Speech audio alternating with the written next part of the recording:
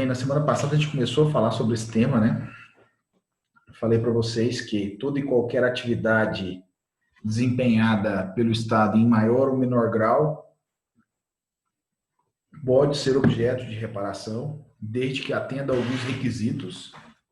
Atendidos esses requisitos, o Estado, não encontrando nenhuma das excludentes de responsabilidade, será obrigado a indenizar. Falei que para chegar a esse momento não foi algo fácil, né? Nós tivemos uma evolução histórica que demorou alguns séculos. Inicialmente era aplicada a teoria da irresponsabilidade. O Estado absolutista que se confundia com o próprio soberano, e o soberano como representante de Deus na terra, como Deus não erra, não há que se falar em responsabilização estatal. Falamos nessa teoria, né? São duas frases que fica muito clara na doutrina, a doutrina repete, né? Que é, primeiro, que agrada o príncipe é lei, e segundo, que Deus não erra, logo o seu representante na terra, que é o soberano, também não erra, e como o soberano se confunde com o próprio Estado, não há que falar em responsabilização por parte do Estado, porque o Estado não erra. Falamos também, na semana passada, sobre a teoria subjetiva, né? Teoria subjetiva, que foi o primeiro passo de evolução dentro do Estado moderno, né? Estado de Direito. E essa teoria subjetiva era subdividida em dois momentos: teoria subjetiva com culpa e teoria subjetiva da culpa administrativa ou da culpa do serviço público, né? Para que a vítima conseguisse responsabilizar o Estado nessa teoria subjetiva, ela tinha que demonstrar a existência de 4 elementos: ato, nexo de causalidade, efetivo dano e dolo ou culpa. Falei para vocês que os civilistas, né, os civilistas certamente seguindo aí a teoria moderna, né, os autores modernos do direito civil, devem concordar comigo que para os civilistas mais atualizados, dolo ou culpa integra um dos elementos, que é justamente o elemento ato. Mas eu sigo a doutrina clássica e fica mais fácil para ensinar para vocês justamente a distinção entre a teoria subjetiva e a teoria objetiva, onde, mais uma vez, num ato de evolução da responsabilização estatal, nós saímos da teoria subjetiva e vamos para a teoria objetiva. E o que diferencia, né, a teoria objetiva da teoria subjetiva? É justamente a necessidade de comprovação dos 4 elementos. Enquanto na teoria subjetiva são 4 elementos, na teoria objetiva são apenas 3: ato, nexo, efetivo dano, e não se precisa, não se faz necessário comprovar, demonstrar dolo ou culpa do agente público. Falei para vocês que dentro da teoria objetiva nós vamos subdividir ela em duas subteorias. Teoria objetiva do risco administrativo, que é a teoria aplicada em regra no Brasil, e teoria objetiva do risco integral. Teoria objetiva do risco administrativo e teoria objetiva do risco integral. Teoria objetiva do risco administrativo admite excludentes, que nós vamos falar hoje, né? Teoria objetiva do risco integral não admite excludentes de responsabilidade. Essa é a grande diferença. Aplicamos no Brasil, em regra, a teoria objetiva do risco administrativo. Vamos aplicar, excepcionalmente, a teoria subjetiva. Exceção à regra, nós aplicamos a teoria subjetiva nos casos de omissão que não sejam omissões específicas e reiteradas, conforme informativo 507 do STF, né? E também para a parte da doutrina, não só para a doutrina, mas para algumas decisões dentro do judiciário, inclusive a nível de STJ, nós também, excepcionalmente, nós vamos aplicar a teoria objetiva do risco integral, né? Existe divergência da doutrina quanto à aplicação no Brasil do risco integral, vocês já sabem disso, eu discuti isso com vocês, né? Mas é fato que É uma evolução das teorias, é uma evolução da responsabilização estatal. Então, meus queridos, vocês vão perceber, né, que o Estado brasileiro, que nunca aplicou a teoria da irresponsabilidade, vem evoluindo essas teorias em benefício da vítima, né? É isso que tem acontecido. Bom, nós paramos foi mais ou menos nesse momento, né, onde eu falei para vocês sobre a teoria do risco integral e apontei que parte da doutrina entende pela aplicação do risco integral em algumas situações. Quais situações? Né? Parte da doutrina. Acidente do trabalho, o seguro acidentário, o seguro DPVAT, atentados terroristas em aeronaves, né? Dano ambiental, material bélico e substâncias nucleares. Mas mesmo dentro da doutrina que admite a teoria do risco integral, tem uma divergência quanto aos casos, né, excepcionais onde será aplicado essa teoria. Bom, o material que eu postei para vocês hoje no AVA, quem teve acesso aí, todo mundo teve acesso, conseguiram baixar no AVA o material sobre responsabilidade civil do Estado? Glauciane conseguiu? Dá um joinha aí se conseguiu. Não? Tô tendo dificuldade com a internet aqui em casa, agora tô tentando entrar, mas não deu certo ainda não. Não, joia então. Já tem, viu, gente, no AVA, o material aí sobre responsabilidade extracontratual do Estado. O Guilherme já falou que baixou, né? E é isso aí.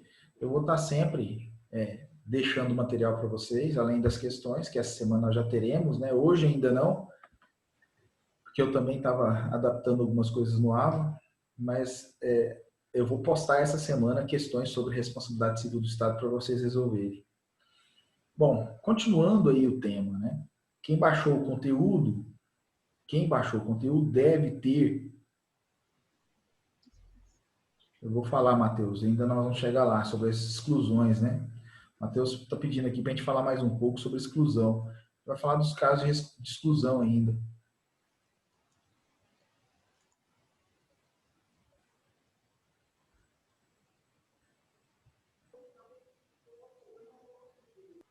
Ah, tá. Olha só. Mudou aqui a pergunta. Sobre o risco integral no caso de aeronaves, atentados em aeronaves, né? Parte da doutrina entende que o Código Brasileiro de Aeronáutica, né, que é, na verdade, uma legislação que foi a nacionalização de um tratado internacional, salvo o melhor juízo, Convenção de Chicago, dá a entender, né, que nos casos de nos casos de atentado em aeronave, o risco seria risco integral, né? Então, o Brasil é signatário dessa Convenção de Chicago. A Convenção de Chicago, ela se transformou no Código Brasileiro de Aeronáutica, e aí alguns autores entendem que essa responsabilização do Estado no caso de atentados em aeronave seria aplicado o risco integral. Viu, Matheus? Bom, então, seguindo, uma interpretação que a gente tem que fazer e analisar é justamente o parágrafo 6º do artigo 37 da Constituição Federal. É justamente o parágrafo 6º do artigo 37 que fica claro para nós que deve ser aplicada o risco administrativo como regra no Brasil. No primeiro momento, né, se vocês tiverem a Constituição aberta e o parágrafo 6º do artigo 37 e fizerem uma pequena leitura, uma rápida leitura, vocês vão perceber, nessa rápida leitura, que o parágrafo 6º ele nos apresenta duas relações de responsabilidade. Duas relações de responsabilidade. A primeira relação de responsabilidade é da administração pública para com a vítima.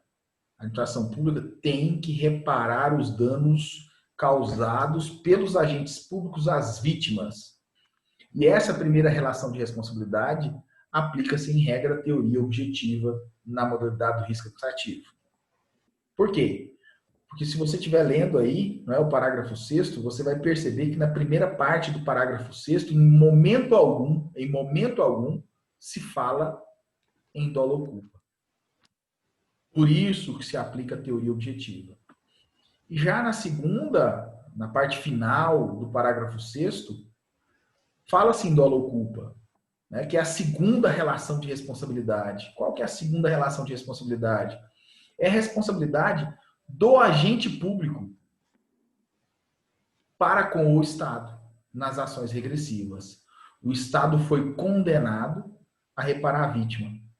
Logo, ele vai propor a ação regressiva, ação de regresso contra o agente público. Em que situação que o Estado pode propor a ação de regresso contra o agente público?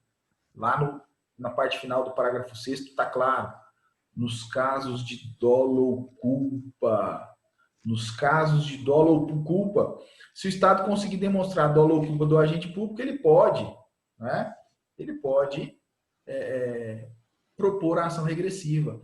Logo, a segunda relação de responsabilidade, que é do agente público, reparando o Estado que foi condenado a reparar a vítima, é uma relação de responsabilização subjetiva.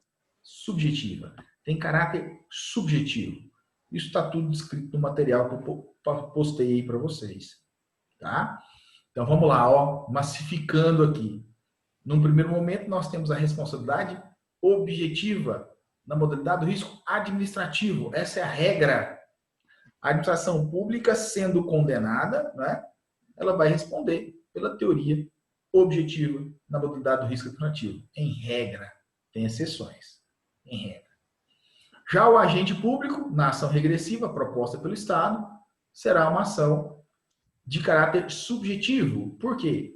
Porque a administração pública só pode propor a ação nos casos em que ficar demonstrado que o agente público, que o servidor público, agiu com dolo ou culpa. Ok? Seguindo então, quais são as pessoas responsáveis em reparar o dano, né? Que pessoa é responsável em reparar o dano? Bom, num primeiro momento, o que a gente tem que lembrar? Da administração pública. Algo que nós estudamos no semestre passado. Administração direta e administração indireta. O parágrafo 6º fala lá, as pessoas jurídicas de direito público e direito privado prestadoras de serviço público.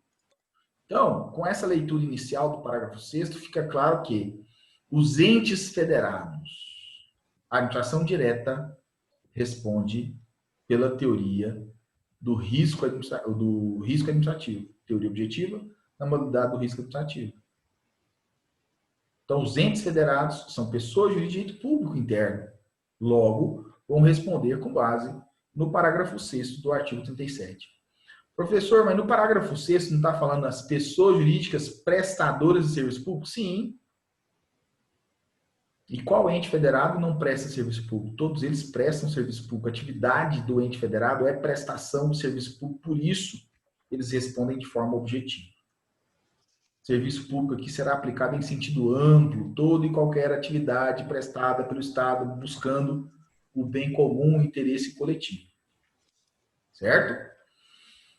Bom, então, todas as pessoas de direito público, prestadoras de serviço público, todas são, né, vão responder pela teoria objetiva na modalidade do risco administrativo. E aí, não só os entes federados, União, Estados, DF e municípios, mas também, conforme nós estudamos no semestre passado, as autarquias, as fundações públicas de direito público, ou seja, as fundações autárquicas, e os consórcios públicos de direito público, ou seja, as associações. Então, as autarquias, as fundações autárquicas e as associações também são pessoas jurídicas de direito público, prestadoras de serviço público, logo também responderão na teoria objetiva, na modalidade do risco administrativo. As pessoas jurídicas de direito privado que integram a administração indireta, uma é tranquilo, duas nós temos que prestar atenção, temos que tomar cuidado. Qual que é tranquila? as fundações governamentais, que são as fundações públicas de direito privado, mas elas só prestam serviço público. Elas não desenvolvem atividade econômica. Então, as fundações públicas de direito privado, as fundações governamentais, vocês devem lembrar dessa discussão nossa do semestre passado. Essas fundações, elas desenvolvem atividade social obrigatoriamente. Se a atividade social é serviço público, então elas vão responder também pela teoria objetiva na modalidade do risco administrativo. Professor, mas aonde que pega? Né? Pelo que eu entendi aí, a administração direta, toda ela, responde pela teoria objetiva, e a administração indireta, quase que toda ela também responde pela teoria objetiva. Né? Pega nas empresas estatais. É justamente as empresas estatais que nós temos que tomar cuidado. Por quê? Porque empresa estatal, ela pode ser prestadora de serviço público, em exceção, mas, em regra, ela desenvolve atividade econômica e ela não se enquadra no parágrafo 6º do artigo 37. Ela vai se enquadrar lá no artigo 173, parágrafo 1º, inciso 2 da Constituição Federal. Espera aí, gente. Deixa eu ver se o alarme aqui do escritório está tocando.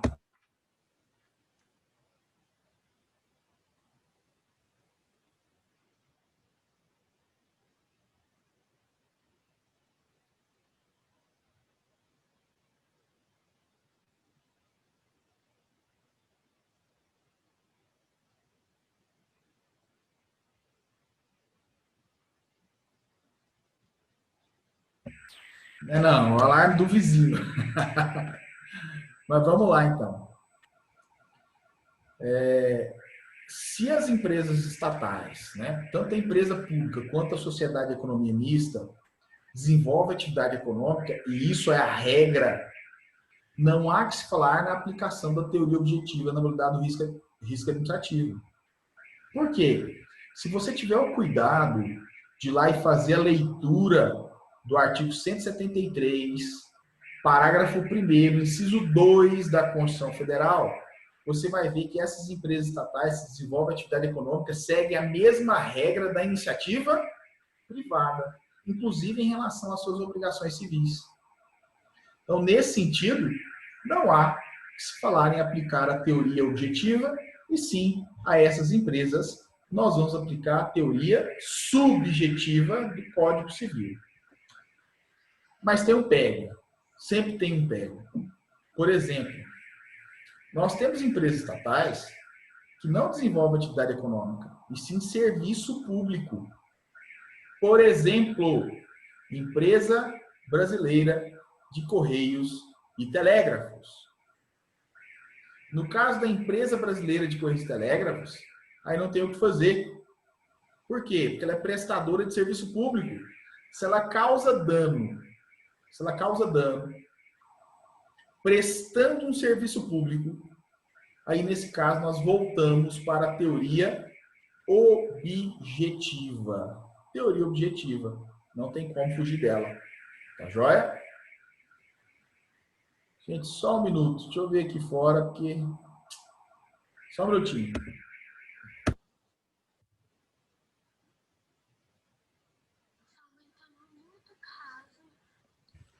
Vamos lá. Parece que parou o barulho.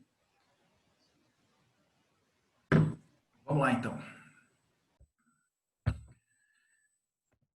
Vamos lá. Gente, então, a empresa estatal prestadora de serviço público, o parágrafo 6º lá, o parágrafo 6º, não fala pessoa jurídica de direito público ou privado prestadora de serviço público?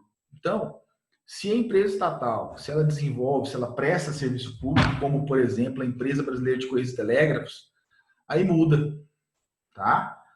Volta para a regra geral, volta para a teoria objetiva na modalidade do risco administrativo, tá bom? Então, esse ponto aqui é muito importante.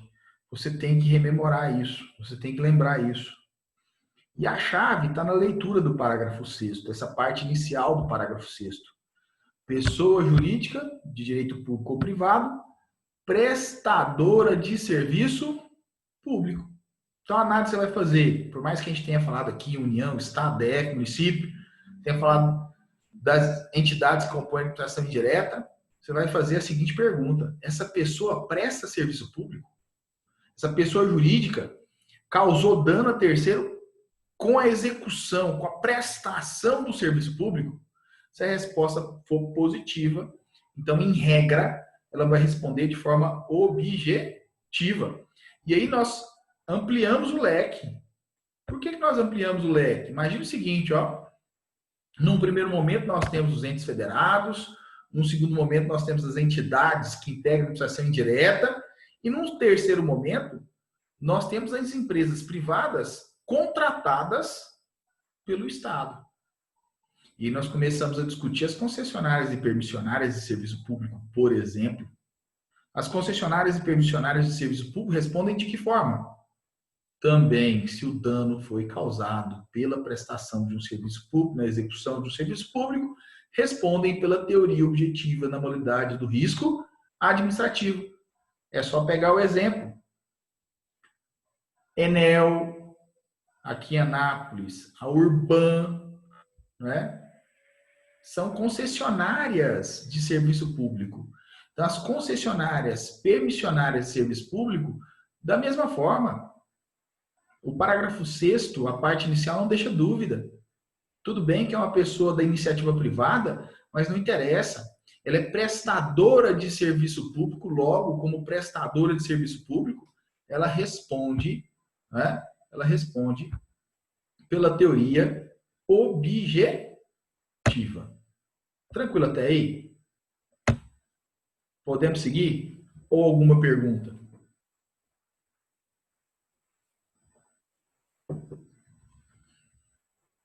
Vou entender que não tem nenhuma pergunta, então.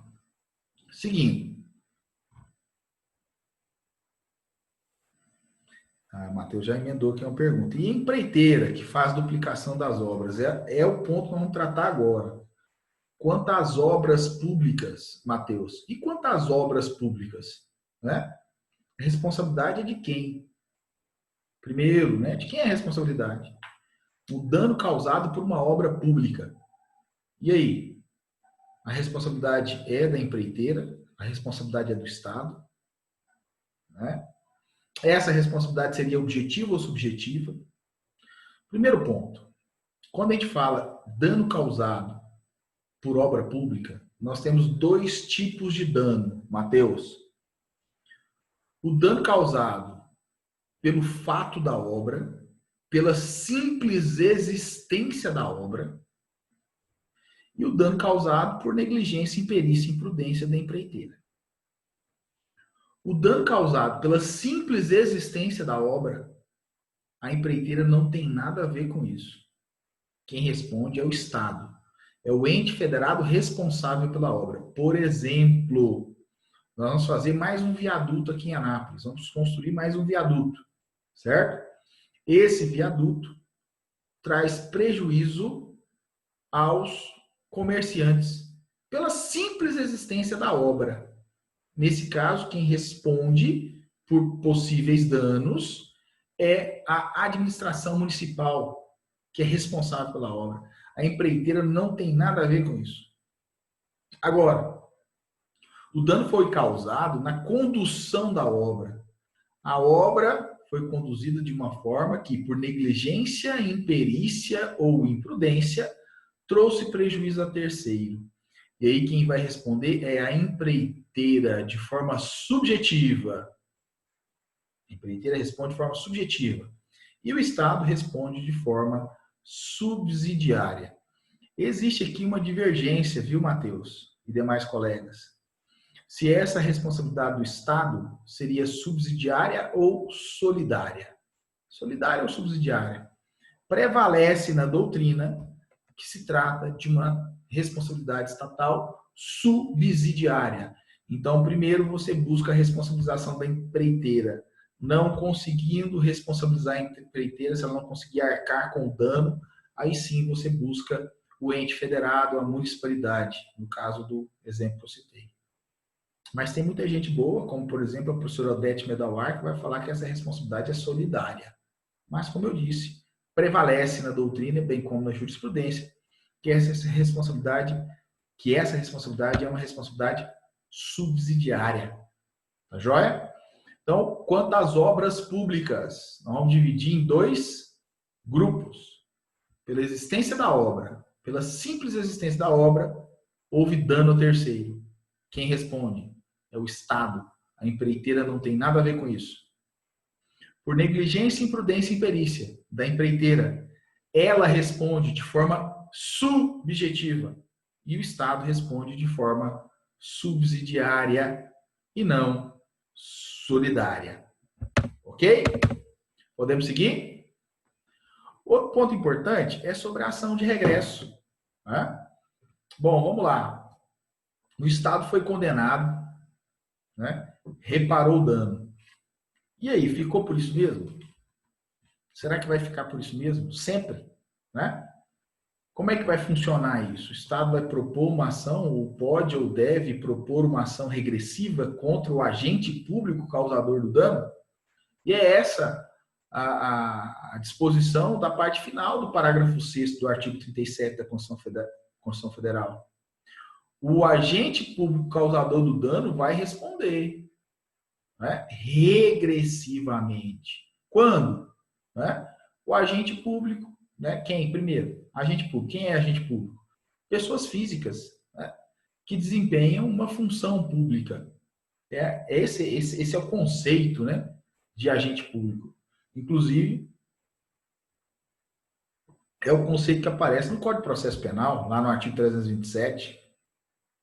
Pessoas que, independentemente de remuneração, independentemente de habitualidade, desempenham cargo, emprego e função. Aqui, a gente fala função em sentido amplo aqui no direito administrativo. A gente fala assim, ó, agente público. Quem é agente público? Pessoa física que, independentemente de remuneração ou habitualidade, desempenha uma função pública. Pelo simples fato de estar desempenhando uma função pública, você é, naquele momento, considerado um agente público.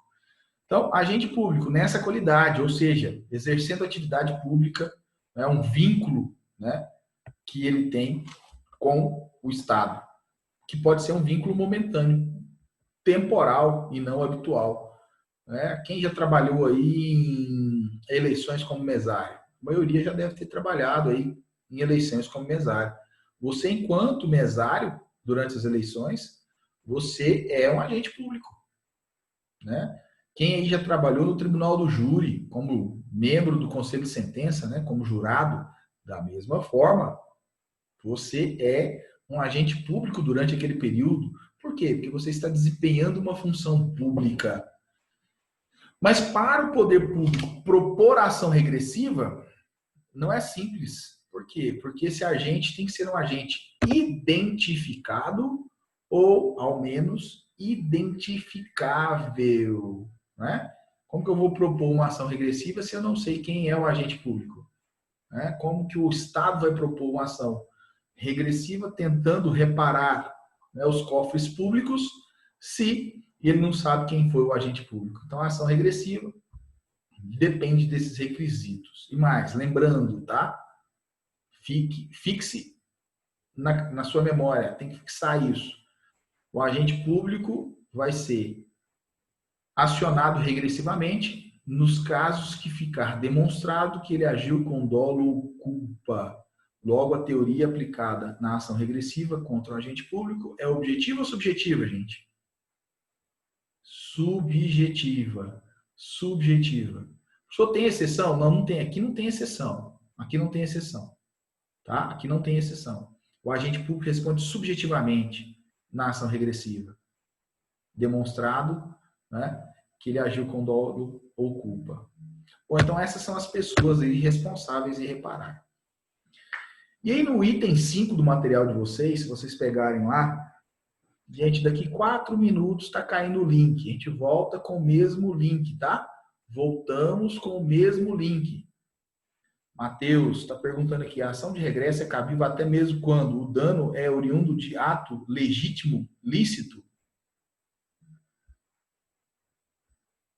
Pior que é. Pior que é sim, Matheus. Pior que é sim. Tá? Às vezes o ato é lícito, né? Às vezes o ato é legítimo, mas houve imperícia, imprudência. Ele agiu com dolo ou culpa.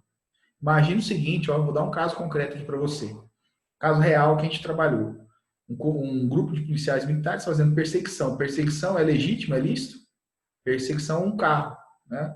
Estava foragindo de um bloqueio policial. Essa viatura bateu num carro particular. E aí? Você sendo dono desse carro, você vai ser reparado ou não? Né? Existe excludente aí a ser aplicada? Não existe excludente a ser aplicada. Tá? Nesse exemplo simples que eu estou dando, é óbvio. Então, mesmo tratando de ato legítimo e lícito, aí o Estado vai reparar. O que o Estado tem que perguntar? Né? O ato era legítimo, beleza. Mas houve negligência, imprudência, imperícia, houve dolo ou culpa do agente público? Se houve, meu amigo, pode ser sim proposta ação regressiva.